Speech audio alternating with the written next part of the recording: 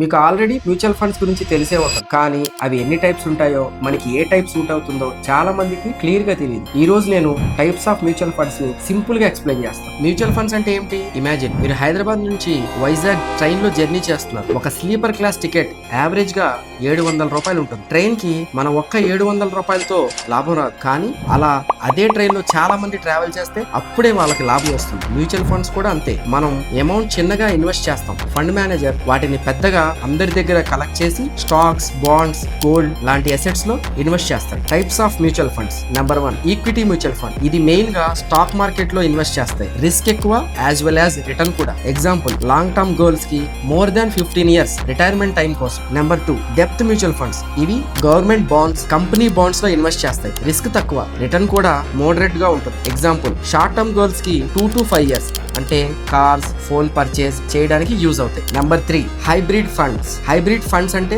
Mix of equity and డెప్త్. మీ amount ని కొంత స్టాక్ మార్కెట్ లో, ఇంకొంత గవర్నమెంట్ బాండ్స్ అయిన డెప్త్ లో పెడతాయి. ఎగ్జాంపుల్ బిగినర్స్ కి బాగుంటాయి, రిస్క్ తక్కువగా ఉంటుంది. మీరు ఏది చూస్ చేసుకోవాలనేది మీ goal and risk pi ఆధారపడు. Long term అయితే ఈక్విటీ, షార్ట్ టర్మ్ అయితే డెప్త్. బ్యాలెన్స్డ్ కోసం హైబ్రిడ్.